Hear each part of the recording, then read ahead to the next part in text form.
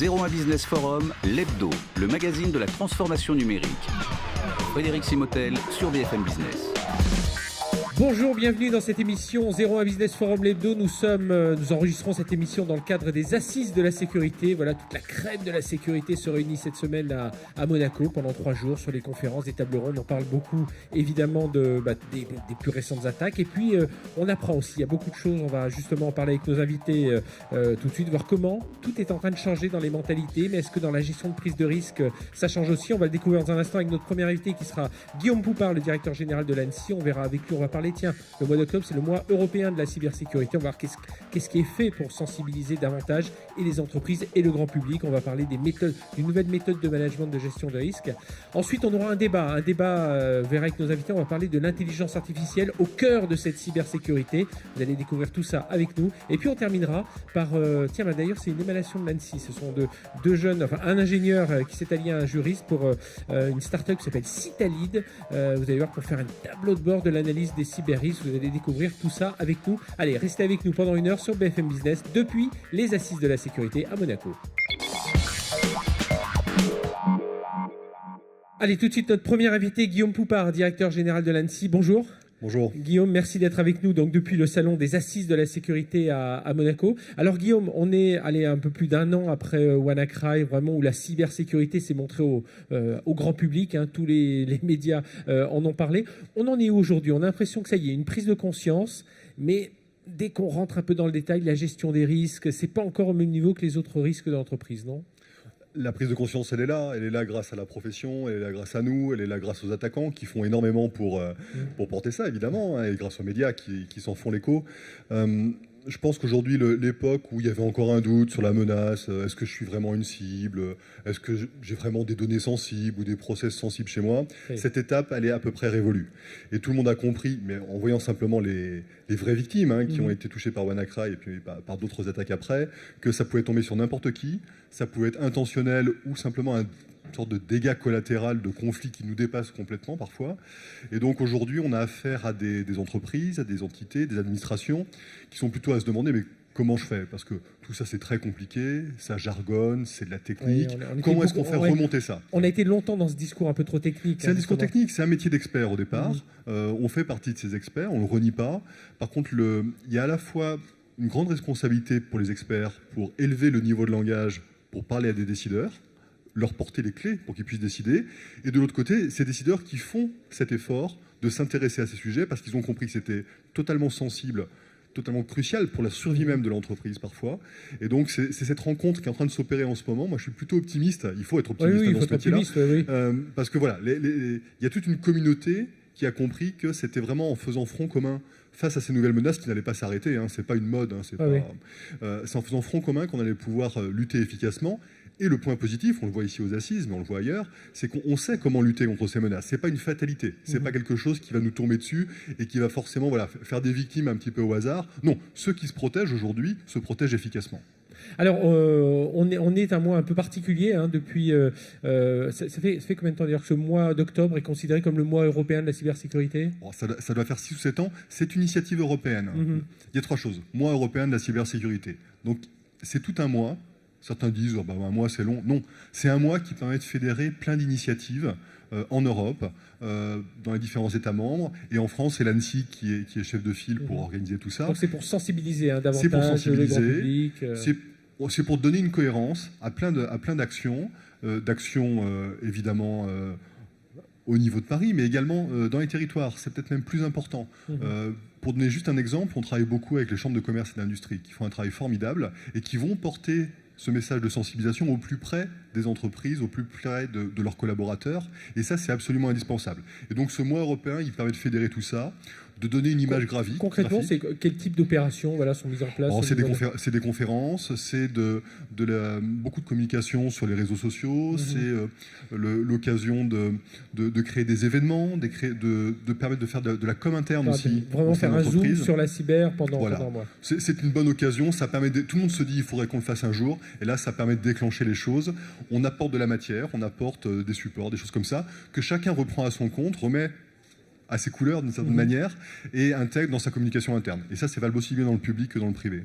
Alors, Guillaume Poupard, directeur général de l'ANSSI, là, ces jours-ci, donc aux Assises de la sécurité où nous enregistrons cette émission, vous avez présenté une nouvelle méthode de management des risques numériques. Alors, c'est intitulé IBIOS Risk Manager. Alors, ça consiste en quoi là? En quoi l'ANSSI vient donner cette méthode sur la gestion de ces risques? Alors, c'est pas que l'ANSSI, c'est oui. l'ANSSI avec tous ses partenaires, et notamment le Club EBIOS, et beaucoup d'industriels qui sont derrière nous, qui travaillent avec nous. On est à un moment crucial où on pense qu'il y a une maturité pour que ce risque numérique, ce risque cyber qui aujourd'hui est très souvent traité, alors soit il n'est pas traité, c'est pas bien, soit il est traité de manière totalement ad hoc, et c'est pas bien non plus. Parce que fondamentalement, les entités, les entreprises, les administrations, elles ont l'habitude de gérer du risque juridique, du risque sur la sécurité des personnes, du risque économique, et tout ce management du risque aujourd'hui, il se fait indépendamment de la sécurité numérique qui est encore traitée à part. Donc nous, ce que l'on veut, c'est vraiment transformer ça pour que le risque numérique soit un risque comme un autre, probablement à un niveau de criticité assez élevé, mais un risque comme un autre, qu'il entre dans les process classiques de risk management, ce qui va permettre de parler aux dirigeants, parce qu'ils vont se retrouver en terrain beaucoup plus connu. Tout ce qui est les conseils, les audits et tout ça, les surveillances des risques, vont pouvoir enfin parler de risque numérique, alors qu'aujourd'hui, ils ne savent pas trop comment aborder ce sujet-là. Et en termes de méthode, on a fait beaucoup de rétex. Il y a des méthodes de risque qui existent depuis longtemps, c'est notamment EBIOS, qui est une méthode française qui a bientôt 20 ans, même plus de 20 ans. Mais l'idée, c'est de faire du rétex, de rendre cette méthode beaucoup plus accessible, certes aux experts de la sécurité, mais également aux dirigeants, aux responsables métiers qui ne sont pas des experts. Voilà, parce que c'est eux qui savent finalement quels sont les vrais risques. L'étape suivante, c'est on a évidemment au niveau IT dans l'entreprise, ça y est, tout le monde est depuis longtemps. Pas si longtemps, les dirigeants, ça commence, mais voilà, c'est celui qui s'occupe de toutes les enseignes pour le retail, c'est le directeur commercial, c'est le directeur marketing. C'est eux qu'il faut réussir à il faut les associer. On ne fera pas de sécurité sans eux. C'est eux qui connaissent leur système, c'est eux qui sont responsables de leur système ou qu'il faut rendre responsables. Et cette méthode, elle se veut accessible. Elle a renoncé à des choses comme l'exhaustivité, par exemple. On sait que faire une liste exhaustive des risques, ça n'a pas de sens. Et pourtant, on peut faire des tas de choses. Et donc, un travail avec de la conformité, un socle de base, des règles d'hygiène. Mais on ne fait pas de sécurité sans hygiène minimale. Et puis après, l'identification de scénarios d'attaque. Pas de scénarios techniques ou cyber, mais bien des scénarios qui sont là pour parler des métiers. Et là, les directeurs métiers, les responsables métiers ont tout leur rôle à jouer. Donc je suis extrêmement confiant sur cette méthode. Donc on leur insuffle un peu la façon, on leur dit, tiens, vous allez sortir une nouvelle application mobile pour que vos clients puissent noter, je sais pas, pour une relation client. En ayant accès à cette méthode, ils vont se dire, tiens, est-ce que je protège bien mes données? Est-ce que, surtout données clients, on pense au RGPD, enfin là, il y a tout un ensemble ils ont d'autres contraintes aujourd'hui, mais voilà ça. L'analyse de risque, c'est identifier qu'est-ce qu'on veut protéger, contre quoi, avec quel niveau d'exigence, et ensuite quelles sont les mesures à mettre en œuvre, qu'elles soient techniques, organisationnelles, pour pallier ces risques. Et quand bien même on assumerait certains risques, comment est-ce qu'on fait pour réagir le jour où malheureusement ils se produisent quand même? Donc ça, c'est pas nouveau. Ça fait très longtemps qu'on fait ça. On fait ça dans deux domaines, dans tous les domaines de la sécurité, on fait ça aujourd'hui. L'idée, c'est vraiment d'outiller, de rendre cette méthode beaucoup plus fluide, plus accessible, plus pragmatique parfois. Raison pour laquelle on travaille avec des experts de différents niveaux et également des éditeurs logiciels qui vont permettre d'apporter ces outils pour éviter de travailler à la main. Tout ça va être de plus en plus efficace. Alors, un mot sur l'ANSSI aussi. Alors, enfin, on en parle plus tout à l'heure. Vous êtes autour de cette méthode de risk manager. Vous travaillez avec vos partenaires. Mais l'ANSSI aussi a tout un tas d'autres activités. La délivrance des visas, on en est où aujourd'hui, des visas sécurité? Puis on parlera ensuite des certifications. Les visas de sécurité, c'est vraiment une manière de montrer que la confiance, d'abord, ça ne s'appuie pas sur une marque, ça ne s'appuie pas sur des éléments irrationnels, c'est bien quelque chose qui se construit, la confiance. Et ça se construit beaucoup via l'évaluation des produits, l'évaluation des prestations. On pousse ce message beaucoup en France, beaucoup au niveau européen, et ça progresse bien, ça va vraiment dans le bon sens. Et les visas de sécurité, c'est un chapeau global qui permet de dire, en France, il y a des produits, des services qui ont été comme ça regardés, évalués, qui sont recommandés pour les usages. Et surtout, ça permet de répondre à certains qui disent oui, mais il n'y a pas de solution, ou les règles là que vous imposez ou que vous recommandez, elles ne sont pas applicables. Ça, c'est totalement faux aujourd'hui. Des visas de sécurité, il y a pas moins d'une centaine d'entreprises, pas que françaises d'ailleurs, qui ont reçu des visas de sécurité. Ça représente plus de 500 produits et prestations différentes. Donc, est-ce que ça couvre l'ensemble du spectre? Il y a toujours des gens pour trouver des détails, mais globalement, on sait aujourd'hui, quelqu'un qui veut aller s'équiper, qui veut passer par des bons prestataires. Des bons prestataires, c'est quoi? Des prestataires qui soient compétents et de confiance. C'est ça que traduisent les visas. Eh bien, ils peuvent trouver ça. Et donc, on a un catalogue qui permet justement d'aider les clients à trouver des prestataires. 500 produits ont ce label. C'est énorme. Oui. Donc, on sort complètement du domaine un peu discret de cette question de la certification. Ça devient un sujet majeur. Ça devient un sujet européen avec le Cyber Act qui devrait bientôt être voté au niveau européen. Et les enjeux sont immenses parce qu'aujourd'hui, on parle de produits de sécurité. Demain, on parlera de la sécurité des produits. Et quand on pense aux véhicules autonomes, un exemple classique, quand on parle de produits de santé, par exemple, de choses qu'on va nous implanter dans le corps, on aura besoin d'avoir confiance, et parfois à un très haut niveau d'ailleurs, dans ces produits, parce qu'autrement, ça va être un cauchemar absolu. Et donc justement, cette approche par la certification, par la transmission de confiance, elle est absolument essentielle, et c'est vraiment pour nous une des priorités. Alors justement, certification, vous en parlez. Là, dans le cadre des assises de la sécurité, vous annoncez, c'est ça, une nouvelle, les prochaines certifications de nouveaux dispositifs de détection avec, pareil, des partenaires, c'est Thales et Gatewatcher. Ça fait un moment qu'on y travaille. On sait que pour faire de la cybersécurité, on sait à peu près quelles sont les règles. Il y a des règles de gouvernance, des règles de protection, il faut bien construire les systèmes. Il y a des règles où il faut préparer le pire, il faut préparer la crise, il faut avoir des plans de continuité ou de reprise d'activité, comme on dit de manière un peu pédante. Et il y a un dernier sujet qui est absolument majeur, c'est la détection d'attaques. On a vu et on voit encore trop de victimes qui détectent les attaques ou qui découvrent les attaques 2 ans, 3 ans, 4 ans après que l'attaquant ait commencé son attaque. Les conséquences, elles sont dramatiques, on ne sait même pas les chiffrer en général. L'idée, c'est bien de rendre comme une évidence le fait qu'un attaquant, il y a des attaquants qui vont passer. On ne fait pas de la sécurité absolue.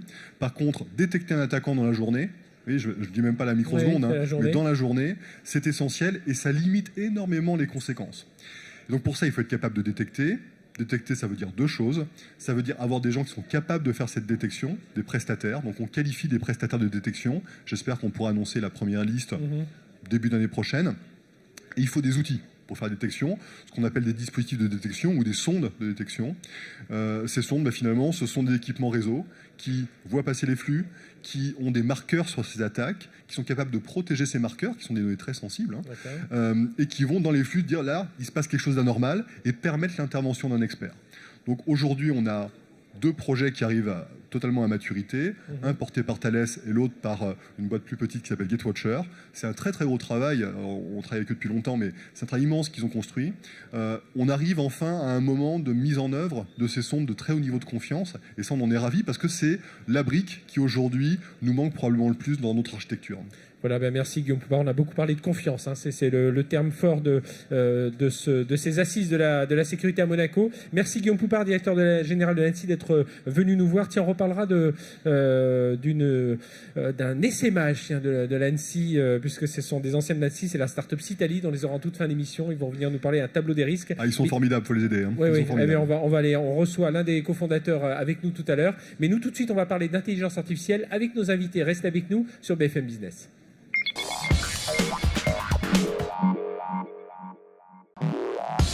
01 Business Forum, l'hebdo, le magazine de la transformation numérique. Frédéric Simotel sur BFM Business. Allez, de retour sur notre émission 01 Business Forum l'hebdo. On va parler d'intelligence artificielle. Nous enregistrons cette émission depuis les assises de la sécurité à Monaco. Toute la crème de la sécurité est ici pendant 3 jours pour discuter de tous ces sujets et notamment d'intelligence artificielle. Vous savez, longtemps les technologies de détection, de suppression de virus informatiques se sont appuyées sur des signatures. Voilà, c'est une approche assez classique. Mais est-ce qu'avec l'intelligence artificielle, il ne faut pas revoir un peu toutes ces méthodes? Il ne faut pas revoir les compétences, il ne faut pas revoir la puissance de calcul des machines pour associer vraiment efficacement cette intelligence artificielle avec cette cybersécurité. Alors on va en parler avec nos invités, je vous les présente tout de suite. Philippe Courteau qui est le PDG de Qualys, bonjour. Philippe, merci d'être avec nous. Merci. À vos côtés, Benoît Grunemwald, directeur des opérations IZ France. Bonjour. Bonjour. Benoît. Et Sylvain Cazard, vice-président Europe, réseau et sécurité chez VMware. Bonjour. Bonjour Sylvain. Frédéric. Merci d'être avec nous. Tiens messieurs, je vais, pour donner un peu une définition de l'intelligence artificielle, je veux dire l'intelligence artificielle et la cybersécurité, elle peut aider à 1. La détection des malwares inconnus. 2. La détection des menaces internes. 3. La détection des comportements imitant l'activité humaine. 4. L'authentification des utilisateurs. 5. La gestion des alertes de sécurité informatique. Est-ce que c'est ça le périmètre de l'intelligence artificielle, Philippe Courteau? C'est tout au moins l'objectif.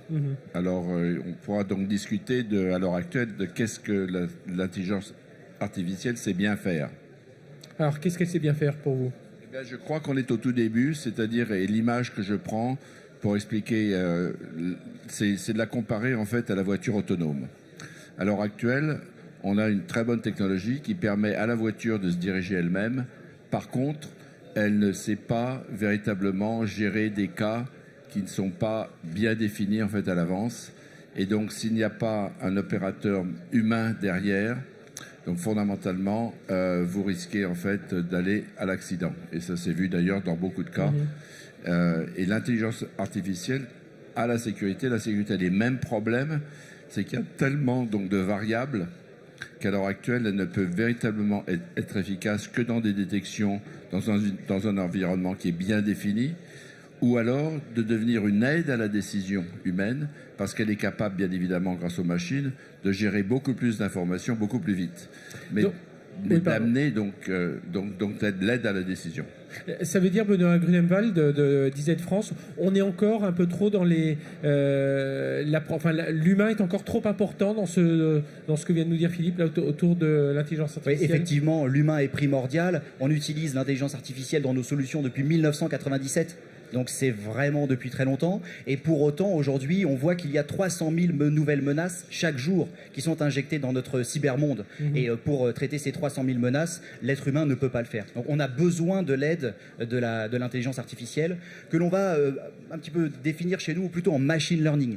L'intelligence artificielle étant une surcatégorie, et on va utiliser le machine learning au sein de l'intelligence artificielle pour procéder à cela. Vous allez aller chercher tous les événements un peu que vous jugez anormaux, et vous allez essayer de filtrer. C'est l'intelligence artificielle qui va filtrer tout ça, et ensuite c'est des analystes qui vont répondre. Complètement. Et comme disait Philippe, vous avez un grand nombre de menaces qui vont se ressembler, et l'intelligence artificielle va nous permettre d'aller isoler les signaux faibles sur lesquels l'humain va devoir se pencher, parce que dans les 300 000 nouvelles menaces par jour, eh bien beaucoup se ressemblent. Pourtant, celles qui vont attaquer nos grandes entreprises seront différentes, et il va falloir aller les chercher.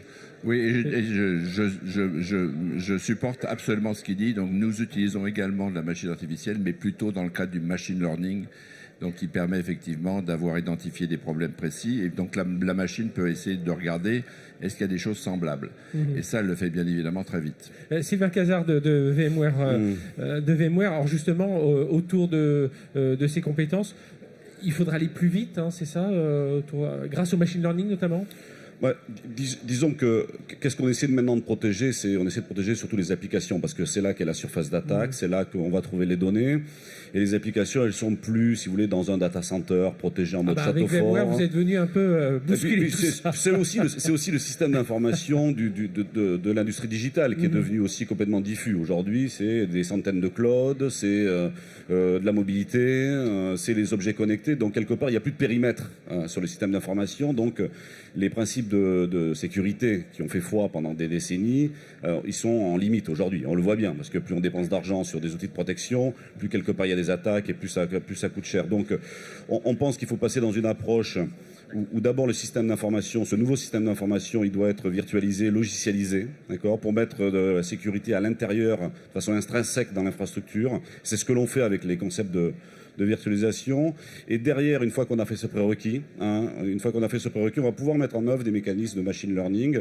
Nous, qu'est-ce qu'on fait? On essaie d'être en mode proactif plutôt qu'en mode réactif. C'est-à-dire on essaie de comprendre et faire un apprentissage des applications. C'est-à-dire l'application on la prend, on la compare avec d'autres applications, on fait du learning sur l'application. On a aujourd'hui, parce que tout ce que vous dites, oui, mais on a aujourd'hui la capacité de puissance, de calcul, tout ça, parce que les événements sont de plus en plus diffus. Voilà, je disais tout à l'heure, au départ, on avait des signatures de virus, d'antivirus. Bon, ça, c'était la génération précédente. Aujourd'hui, voilà, c'est des comportements, c'est les attaques, elles viennent de partout, même parfois, oui, de l'interne, qui peuvent être juste des malveillances. Disons que les algorithmes, on en a parlé, les algorithmes, les principes d'intelligence artificielle, ils existent depuis plusieurs décennies. D'accord. Maintenant, on a quand même les technologies avec la puissance de calcul des clouds, la capacité à aller capturer énormément de données dans le réseau, au plus près de là où peuvent se passer les attaques. Donc, on a les prérequis, les fondations pour pouvoir mettre en œuvre des mécanismes de machine learning, de l'apprentissage, du mode proactif. Et dès qu'une application ne se comporte pas comme elle devrait se comporter, là on peut prendre une action de protection sur cette application. Oui, et un point qui est très important, c'est les données. À la fois une quantité énorme de données est nécessaire, et ensuite il faut les classifier. Et à partir de là, on va utiliser des data centers qui n'étaient pas disponibles auparavant, et on va également avoir les algorithmes qui vont participer à la classification. Nous avons, depuis 30 ans, nous récupérons des menaces, et ces menaces-là doivent être classifiées. Et à partir de là, l'intelligence artificielle, machine learning, va apprendre. Et nos experts vont emmener, comme on élève un enfant, vont élever le machine learning, les algorithmes, pour les amener à détecter ce qui est bon ou n'est pas bon. Et de là, on va pouvoir classer rapidement, efficacement, les menaces dans différentes catégories. Finalement, Philippe Courteau, c'est la cybersécurité telle qu'on la conçoit là, avec cette intelligence artificielle, il faut être organisé, quoi, c'est tout, non? J'ajouterais que c'est plus compliqué, parce qu'en fait, à l'heure actuelle, il y a des données qui nous manquent. On n'a aucune idée en général de notre parc informatique. Donc on ne sait même pas qui s'est connecté, quand, comment, où, quels sont les postes de travail, etc. Le périmètre informatique est devenu gigantesque à l'heure actuelle, entre les on-premise, les endpoints, le cloud, les mobiles et bientôt maintenant l'OT et l'AEC. Donc ça, c'est déjà une inconnue. Donc à l'heure actuelle, pour faire du machine learning, il faut quand même avoir des données sur cet environnement, les conditions de température et de pression, si vous voulez, de l'environnement. Donc ça manque à l'heure actuelle. La deuxième chose qui manque, c'est que de plus en plus à l'heure actuelle, les communications se font machine à machine. Donc maintenant, vous avez tout le problème des API. À l'heure actuelle, vous posez la question en fait aux sociétés. Non seulement elles ne connaissent pas leur parc informatique, mais elles n'ont aucune idée non plus des API qu'elles ont. Donc de qui est en train de venir se servir sur les serveurs. C'est vraiment... Vous pouvez peut-être protéger l'application, mais si les API derrière sont vulnérables ou ne font pas exactement ce que vous croyez qu'ils font, vous avez ouvert des portes sans même vous en rendre compte. Donc le problème, il est très complexe. Et on ne peut avoir de l'intelligence artificielle que si les données de base et les conditions de l'environnement sont bien définies. Et c'est pour ça qu'à l'heure actuelle, elle est quand même limitée. C'est pour ça que je disais avant, elle peut servir à deux choses. C'est dans des conditions bien précises, connues et définies. Là, vous pouvez l'utiliser. Le machine learning dans ces mêmes cas.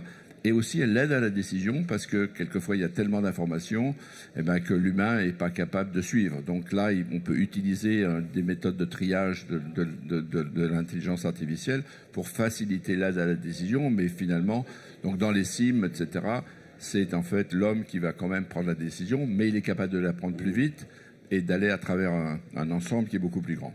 Donc protéger les applications, protéger les API, et puis la qualité des données essentielle, Sylvain Cazard de VMware. Oui, sûrement que l'intelligence artificielle ne va pas résoudre toute la problématique de la cybersécurité. Donc j'aime bien l'image qui a été prise sur la voiture autonome.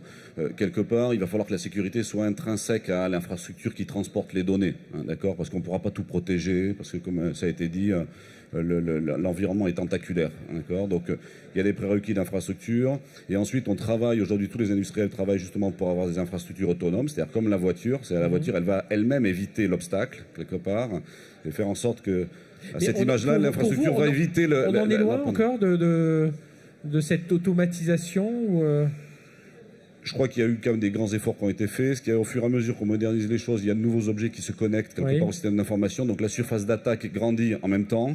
Mais il y a les prérequis quelque part, et notamment au travers des concepts de virtualisation, pour pouvoir insérer de la sécurité de façon intrinsèque et par-dessus mettre des mécanismes de machine learning qui permettent d'anticiper, d'être en mode réactif, et d'être en mode plus proactif que réactif par rapport aux attaques. Benoît Grunenwald d'IZ France, vous disiez tout à l'heure, ça fait 30 ans que vous travaillez sur ces données, mais le nombre d'attaques, voilà, on le voit tous, se multiplie. Qu'est-ce qui fait qu'aujourd'hui on n'y soit pas déjà, ou alors est-ce qu'on a déjà franchi beaucoup d'étapes? On a franchi énormément d'étapes. Vous le disiez, nos anciennes technologies, c'était la base de signature. On est passé sur l'analyse du comportement. Mais par contre, on n'enlève aucune barrière parce que les pirates peuvent tout à fait revenir à d'anciennes techniques. On l'a vu parfois. Donc, on ne fait qu'ajouter des couches qui vont améliorer la détection. Ça, c'est vraiment important. On ne s'arrête pas d'ajouter des couches pour pouvoir détecter. Et d'une manière générale, on le voit bien sur l'intelligence artificielle. Aujourd'hui, c'est au niveau de la recherche et développement, un peu comme en Formule 1. Et avant que ça arrive véritablement de manière autonome chez nos clients, il va se passer encore du temps. Bon, on va marquer une courte pause sur BFM Business. On va se retrouver dans un instant avec nos invités. On va continuer à parler évidemment d'intelligence artificielle. On va parler des compétences humaines aussi. Il faudrait voir est-ce que ces machines pourront... oui, on voudrait qu'elles se comportent comme des humains aussi pour détecter tout ça. On en reparle dans un instant avec nos invités. Je vous rappelle, on enregistre cette émission depuis les Assises de la sécurité à Monaco.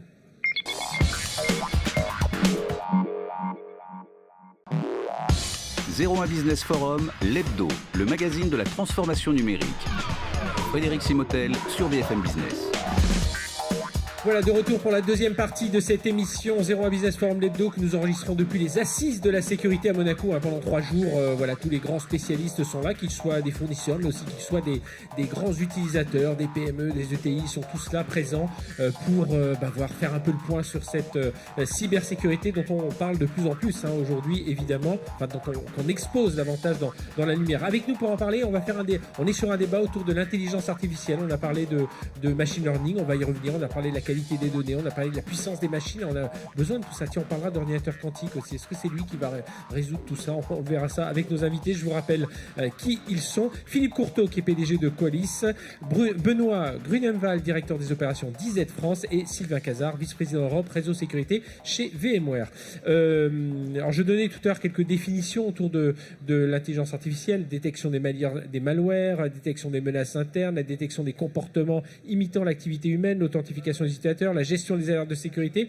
Tiens, j'avais une question. Alors, je ne sais pas si on partira, on le disait hors caméra il y a un instant, le débat peut-il être philosophique, mais est-ce que le but, Philippe, c'est de chercher à ce que l'intelligence artificielle dans la cybersécurité se comporte comme les humains? Je crois d'une main, ça c'est un sujet qui est assez fascinant, qui me rappelle lorsque j'étais jeune et beau comme vous, d'où j'ai en fait lu tous les bouquins d'Isaac Asimov, donc les lois de la robotique, etc. et tout ça. Et en fait, on trouve à l'heure actuelle déjà des robots qui commencent à prendre comme une personnalité en fait humaine. Donc on arrive en fait à copier un peu la voix, les attitudes, l'émotion, etc. Mais ça reste quand même une machine. Alors moi je crois qu'on s'en va dans un monde où les machines vont faire ce qu'elles font nettement mieux que les hommes, et les hommes vont faire ce qu'ils font mieux que les machines. Donc ça va être une évolution assez normale et naturelle. Donc en ce qui concerne donc la sécurité, c'est là on voit déjà, et on en a parlé avant, où effectivement on voit que le machine learning par exemple, ça permet en fait de remplacer, d'automatiser beaucoup de choses, et donc de remplacer beaucoup d'individus.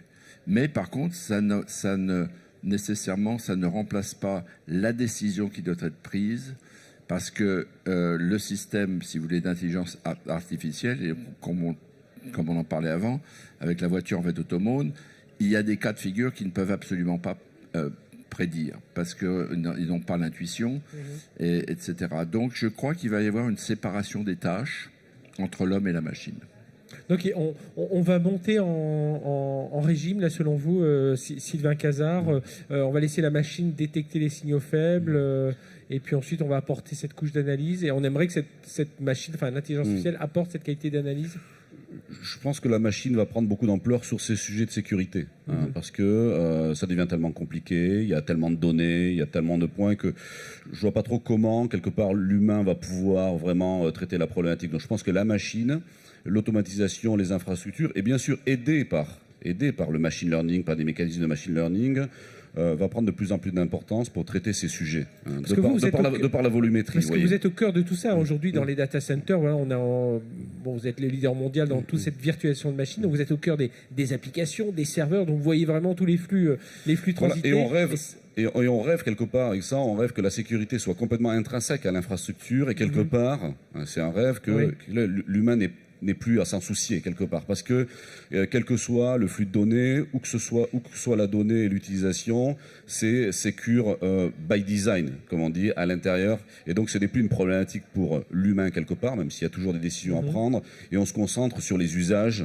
de tous ces outils et ces choses qui utilisent du numérique. Benoît Grunemwald, ça veut dire le machine learning devient une machine intelligente, c'est ça Alors le machine learning va devenir une machine intelligente. Si on veut simplifier, on peut dire qu'il y a deux types d'attaques. Il y a des attaques qui vont être destinées à la masse et des attaques qui vont être destinées à des cibles en particulier. Et le machine learning, l'intelligence artificielle, va nous aider à détecter les grandes attaques, mais vous allez pouvoir ensuite l'utiliser pour détecter les signaux faibles qu'il va falloir aller chercher pour détecter les attaques qui vont cibler en particulier nos OIV ou nos entreprises stratégiques.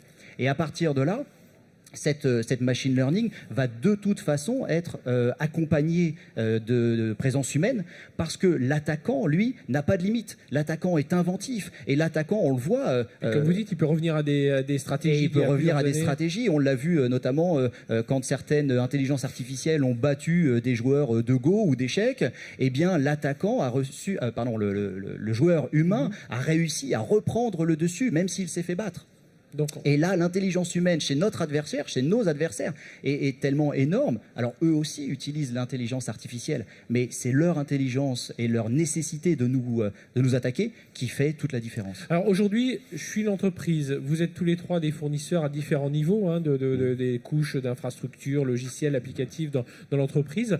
Où est-ce qu'il n'y a pas un point central? Comment on va faire pour que tout le monde collabore, côté serveur, côté infrastructure, côté périphérique, autour, voilà, pour que tout le monde ait le même message, que tout le monde remonte le même type d'information et que, au final, l'entreprise soit mieux sécurisée? On en discutait avec Philippe en antenne. Effectivement, on a des synergies. On intervient tous les trois dans des environnements parallèles et à la fois communs.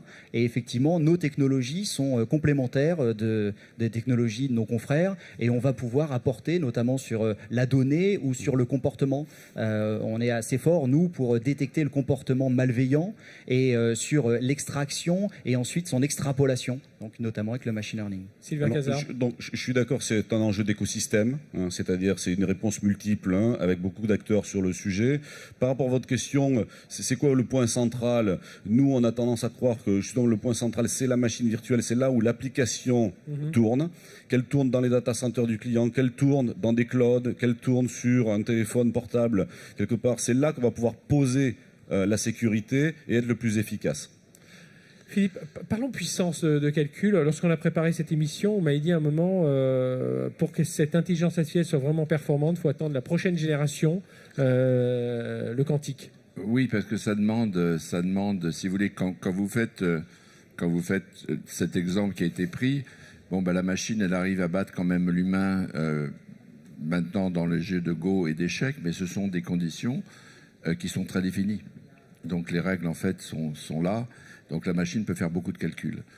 Les machines à l'heure actuelle, notre informatique telle qu'elle est pas capable de faire ce que l'homme fait très bien, c'est-à-dire de faire en fait, si vous voulez, de faire l'analyse d'une image et de la comparer immédiatement en fait à quelque chose d'autre. Alors on arrive avec le machine learning en lui donnant beaucoup des images, etc., etc. Mais néanmoins, on arrive très facilement à fausser le débat en changeant quelques pixels dans les images et du coup la machine elle reconnaît quelque chose de totalement fait différent. Donc pour arriver à cette puissance de calcul que la cervelle le fait tellement bien, je crois qu'on arrive à une autre capacité de computing. Et là effectivement le quantum computing vous donne des puissances de calcul fondamentalement infiniment supérieures. Alors là on verra. C'est à voir, parce qu'il va falloir encore créer. Et là, je pense qu'à un moment donné, là, on est à peut-être 25 ans. Quoi. Ouais. Donc on a encore un peu le temps pour regarder. Mais justement, Benoît Grunemwald de DZ-France, est-ce qu'on ne dépense pas trop d'énergie, parfois un peu, sur des technologies vieillissantes, là, autour de cette intelligence? Est-ce qu'il ne faudrait pas réfléchir autrement d'ores et déjà? On réfléchit, je pense que tous les acteurs autour de la table ici réfléchissent tous les jours à de nouvelles technologies et c'est là où l'humain ne remplacera jamais, la machine, l'intelligence artificielle ne sera jamais remplacée par l'humain parce que pour inventer l'intelligence artificielle, il faut des experts qui vont la définir, lui apprendre comment fonctionner et on est effectivement tous en train de chercher des nouvelles technologies.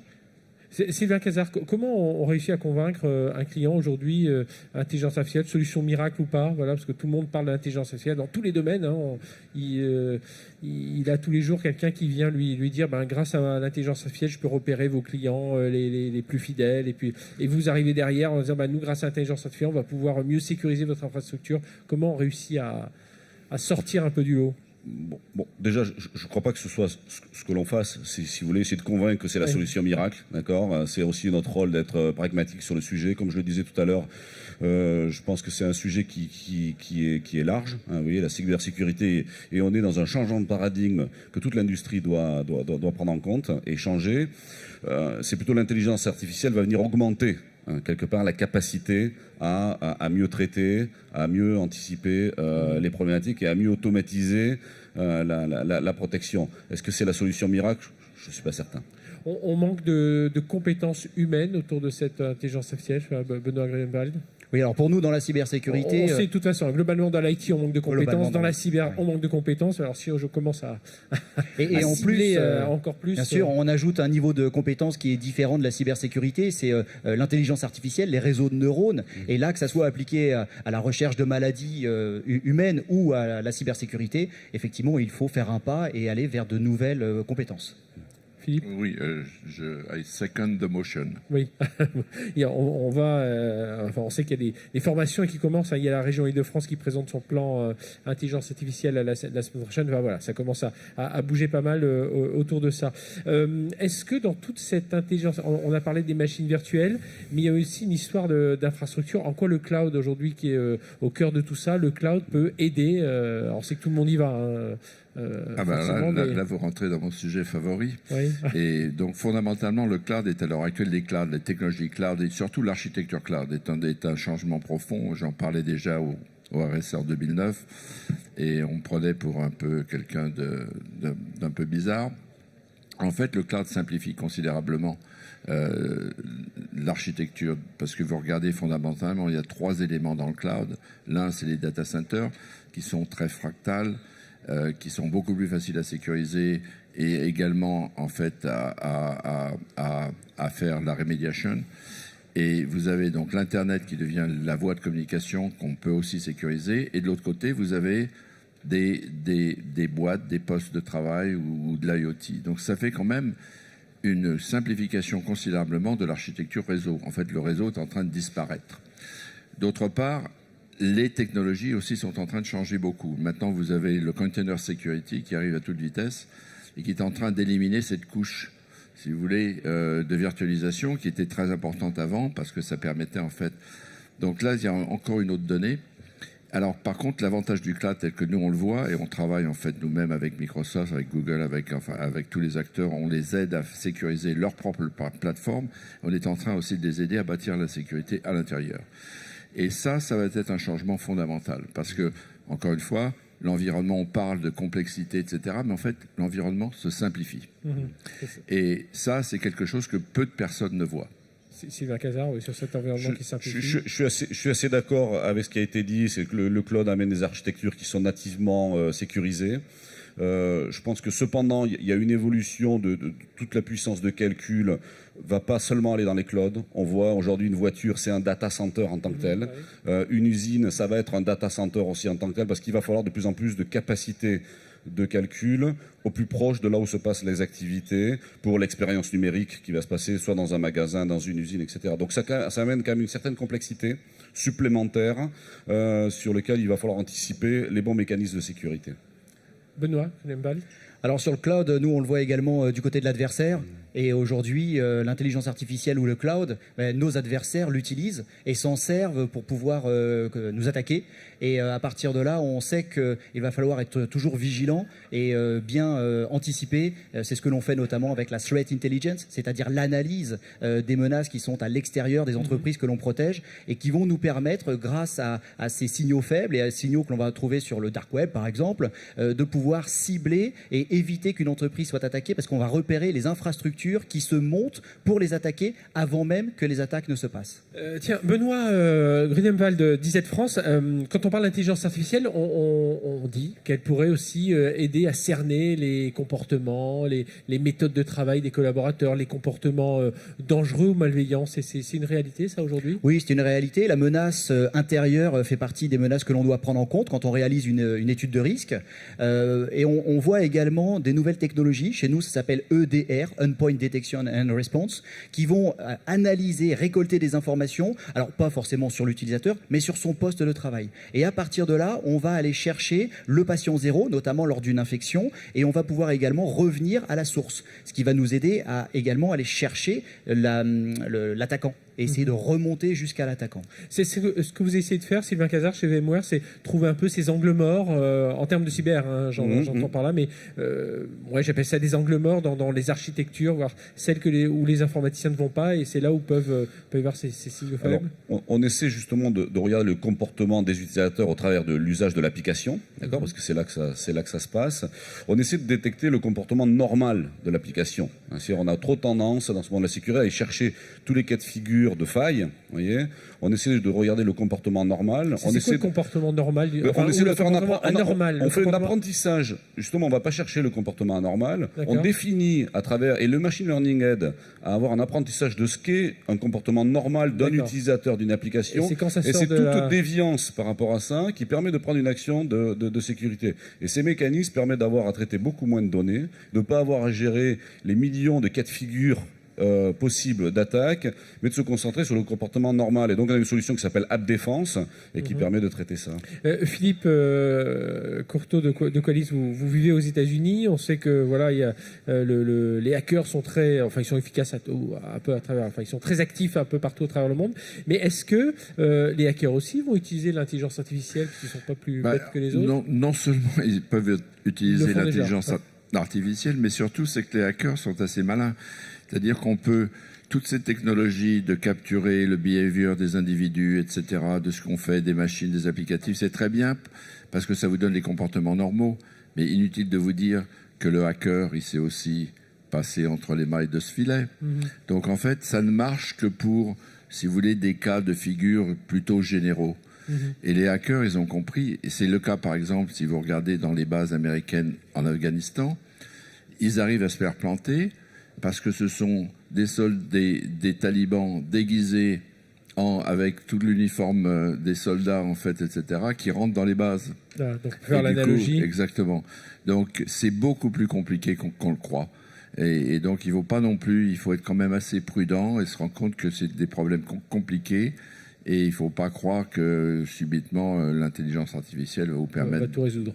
Oui, effectivement. Et l'adversaire va utiliser l'intelligence artificielle pour pouvoir mieux cibler l'humain et notre utilisateur. On peut le voir soit verre à moitié vide, soit verre à moitié plein. Nous, on le voit comme étant le dernier rempart. Pour ça, il faut l'éduquer, il faut l'informer. C'est pour ça qu'on participe notamment à cybermalveillance.gouv.fr. Et cet utilisateur va être de plus en plus attaqué et la cible des pirates. Et l'intelligence artificielle va permettre aux pirates de déterminer quelles sont les techniques et les tactiques qui vont lui permettre de cibler au mieux le maillon le plus faible finalement, si c'est pas les applications qui seront bien protégées par VMware, certaines infrastructures par nous, eh bien à un moment notre pirate se dirigera vers le maillon le plus faible. Eh bien voilà, on a fait le tour avec vous, messieurs. Merci tous les trois, hein. Sylvain Cazard de VMware, Benoît Grunewald de IZ France et Philippe Courteau de Qualys. Merci d'avoir été avec nous. On a couvert la partie humaine, la partie infrastructure, la partie application. Voilà, on voit cette intelligence artificielle, elle vient chercher, chercher tous ces comportements, toutes ces analyses, ces comportements normaux. Tiens, ça, c'est ce qu'on pourra retenir aussi de cette table ronde grâce à vous, Sylvain Cazard, pour aider toujours davantage les entreprises à se protéger. Allez, restez avec nous dans un instant. Citalide, c'est une start-up que vous ne connaissez peut-être pas et pourtant, elle va vous fournir un tableau des cyber-risques. On est tout de suite avec son cofondateur. Allez, restez avec nous sur BFM Business.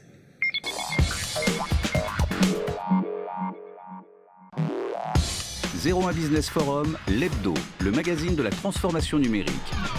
Frédéric Simotel sur BFM Business. Allez, on attaque la dernière partie de cette émission 01 Business Forum l'hebdo sur BFM Business, enregistré depuis le salon Les Assises de la sécurité à Monaco pendant 3 jours. Tous les experts de la sécurité, qu'ils soient fournisseurs, qu'ils soient constructeurs, qu'ils soient prestataires de services, mais qu'ils soient aussi clients, ils sont là à Monaco pour parler cybersécurité. Et justement, il y a aussi des startups et on voulait en mettre un peu plus une en lumière aujourd'hui, bien que je ne sais pas si elle a forcément besoin de nous. Ils viennent de gagner le prix d'innovation des Assises avec un jury d'experts et le prix d'innovation du public. Cette startup s'appelle Citalide et nous recevons son président et cofondateur Maxime Carton. Bonjour. Bonjour. Donc merci d'être avec nous. Alors vous êtes deux. Alors vous êtes plutôt l'ingénieur. Vous avez travaillé avec Alexandre Dieu-Langard, qui est un juriste spécialisé donc dans les nouvelles technologies et en géopolitique. Vous étiez à l'ANSSI. On recevait tout à l'heure le directeur général. Donc vous avez quitté l'ANSSI pour monter cette start-up. L'objectif, c'est de monter un tableau de bord. C'est ça, un tableau de bord des cyber-risques pour les entreprises. En fait, concrètement, on était en effet spécialiste des cybermenaces à l'ANSSI, l'agence nationale dont vous avez reçu le directeur tout à l'heure. Et on s'est rendu compte, en échangeant avec les grands groupes dans ce cadre-là, qu'il y avait vraiment un besoin spécifique auquel personne ne répondait aujourd'hui, qui était de donner un discours pragmatique aux responsables de sécurité pour qu'ils puissent aller devant leur comité exécutif et parler chiffré, c'est-à-dire savoir quelle était la perte financière à laquelle ils étaient exposés et comment la minimiser. Parce que vous, c'est ça. Vous ne regardez pas les éléments technique, vous regardez vraiment le comportement des attaquants et c'est à partir de là que vous établissez votre tableau de cyber-risque. Alors en fait, ça reste des éléments techniques. Oui. Concrètement, on part du terrain, c'est-à-dire que c'est aussi une partie de notre innovation. On fait de l'analyse de risque financière et géopolitique, mais en partant de notre connaissance des cybermenaces et des techniques d'attaque, j'ai entendu parler tout à l'heure de ça, des techniques d'attaque qu'utilisent les attaquants ou les modes opératoires qu'on suit. Alors comment, parce que la question pour alimenter cette plateforme, la question c'est ça, vous avez des informations qui viennent de partout, qui sont multilangues, c'est très confus, il y a des informations très structurées, d'autres moins structurées. Alors comment vous faites pour agréger toute cette information, la mettre sur votre plateforme, puis après faire tourner les algorithmes, vos analyses, expliquez-nous tout ça. Alors, on a 3 sources principales d'informations. La première, c'est en fait le profil de nos clients, donc leurs implantations géographiques, leur taille, leur secteur d'activité, etc. La deuxième source d'information, c'est notre base de connaissances des cybermenaces. Ça, en effet, comme vous le dites, ça évolue très vite. Il y a énormément de nouvelles menaces et de nouvelles techniques d'attaque régulièrement. Donc pour ça, on a développé des algorithmes de machine learning qui sont capables de nous aider en fait à faire de l'analyse linguistique sur des rapports de sécurité, des nouvelles menaces, etc. La troisième source d'information, c'est la géopolitique. Donc pour savoir un contexte un peu économique, géopolitique des implantations géographiques de nos clients, on traite une base de données qui, elle, a déjà des algorithmes de machine learning qui traitent des milliers d'articles de journaux dans plus de 130 langues et qui en extrait des données structurées intéressantes. Et nous, on traite ces données-là pour avoir un peu une vision du cyberespace en temps réel. Et c'est un traitement automatisé ou alors il y a encore beaucoup, vous êtes 4 aujourd'hui je crois au sein de Citalide, il y a encore beaucoup d'humains ou alors c'est vraiment l'algorithme qui réussit à sortir des rapports assez automatisés? Alors notre objectif c'est d'automatiser au maximum. Évidemment, et je l'ai entendu également tout à l'heure, il y aura toujours besoin d'une part d'analyse humaine par-dessus. Donc sur la partie géopolitique, on a grandement automatisé, disons 90% est automatisé. Et ensuite, donc là, c'est de la linguistique, voilà, vous récupérez des mots-clés. Exactement, oui. Et ensuite, on a pour objectif, alors on a déjà des experts en interne, dont Alexandre Dieu-Langard, mon cofondateur, mais on a pour objectif également de recruter une équipe d'experts géopolitiques qui aura pour objectif de vérifier en fait les sorties de nos algorithmes et de les affiner avec de l'analyse manuelle. Et alors, donc vous fonctionnez aujourd'hui, votre business model, c'est des entreprises qui s'abonnent à votre plateforme et selon, j'imagine, le type de rapport, c'est plus ou moins cher, mais c'est quoi les grandes questions de l'entreprise? C'est tiens, je vais aller m'implanter dans tel pays, quels sont les cyber-risques? Je connais les risques, j'ai un assureur risque qui va me raconter tout ça, mais les risques numériques, les risques cyber, je les connais un peu moins. C'est là où vous allez apporter votre expérience. Concrètement, on fait 3 choses, on rend 3 services aux entreprises. Le premier service, c'est on identifie les cybermenaces susceptibles de les cibler. Donc ça, c'est ce que je vous disais tout à l'heure avec la base de connaissances des cybermenaces et le profil de nos clients.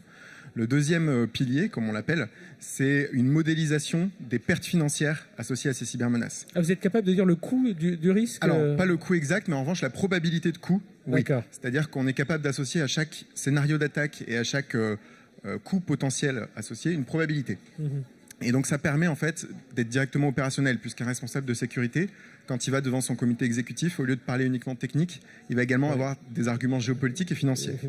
Et le troisième pilier, c'est une fois qu'on a ces coûts et ces scénarios d'attaque, qu'est-ce qu'on en fait? Eh ben, on les aide en fait à simuler, par exemple, l'investissement dans tel ou tel axe ou mesure de sécurité et de voir en temps réel leurs risques et leurs pertes financières évoluer, ce qui leur permet de faire une stratégie à 2, 3, 4 ans d'investissement en fonction de leur budget et de leurs risques. Ça veut dire que vous pourriez aussi travailler avec des... Je parlais d'assureurs risques tout à l'heure. Bon, en France, le RMS qui est l'un des leaders, mais voilà, est-ce que vous pourriez travailler avec des sociétés d'assurance, des assureurs risques? C'est ça aussi votre objectif? Il y a le client en direct, mais il peut aussi y avoir ces intermédiaires. Complètement. Aujourd'hui, on rend service aux entreprises parce que c'est les interlocuteurs qu'on connaît et on sait qu'il y a un vrai besoin de leur côté pour parler à leur comité exécutif. Mais demain, dans notre plan de développement, on a en effet prévu, et on a déjà des contacts avec certains acteurs de l'assurance, des partenariats sous 3 points de vue. Le premier, c'est tout simplement faire leur analyse de risque en tant qu'entreprise assurance. Elles ont mieux servi que... elles ont aussi des risques. Le deuxième, c'est de les aider à faire une analyse de risque pour leurs clients, pour savoir comment pricer, comment déterminer le prix de leurs produits. Et le troisième, auquel on ne pense pas assez souvent, mais qui est intéressant, c'est comme je vous l'ai dit, on est capable de simuler l'investissement dans telle ou telle mesure de sécurité pour nos clients. On est également capable de modéliser et de simuler des produits d'assurance. C'est-à-dire que le risque financier va être réduit par un produit d'assurance, c'est le but. Et donc on a pour objectif de développer des partenariats avec des sociétés pour qu'elles modélisent sur notre plateforme leurs produits d'assurance et que les clients puissent voir en temps réel quels sont les produits les plus rentables et les plus adaptés à leurs besoins. Donc Citalid, créé fin 2017, est déjà bien implanté. Présence en France aujourd'hui, j'imagine que voilà, l'étape suivante, c'est quoi? C'est la levée de fonds, c'est présence à l'international? Alors aujourd'hui, présence en France avec une poignée de gros clients français qu'on comptait cibler et qui sont dans des secteurs bien particuliers qu'on souhaitait traiter. Demain, en effet, il va y avoir d'abord consolidation du marché français, puis ouverture à l'Europe, puisqu'il y a quand même des liens forts avec l'Europe aujourd'hui au niveau cyber. Et pour ça, on va en effet avoir besoin également d'un relais de croissance. Voilà. Et donc, on va, je pense, pas tarder à aller chercher des fonds en 2019. Bon, ce sera l'occasion de vous recevoir à nouveau sur BFM Business. Merci d'avoir été avec nous. Maxime Cartan, président et cofondateur de Citalid. Et puis bravo, prix de l'innovation des assises de la sécurité où nous enregistrions cette émission. Donc là, c'est un jury d'experts qui a primé, qui a distingué cette solution, cette plateforme. Et puis le prix du public, des clients qui ont vu aussi en cette plateforme un outil assez important pour leur business. Et je rappelle, votre cofondateur, c'est Alexandre Dieu-Langard. Merci en tout cas à vous, Maxime, d'avoir été avec nous. Merci de nous avoir suivis sur BFM Business. Donc une émission un peu particulière cette semaine depuis les assises de la sécurité à Monaco. On se retrouve la semaine prochaine. On continuera à parler de transformation numérique et d'innovation. Ce sera bien entendu depuis, peut-être nos nouveaux plateaux. Vous allez les découvrir très bientôt sur BFM Business. Allez, restez avec nous sur BFM Business. Excellente semaine.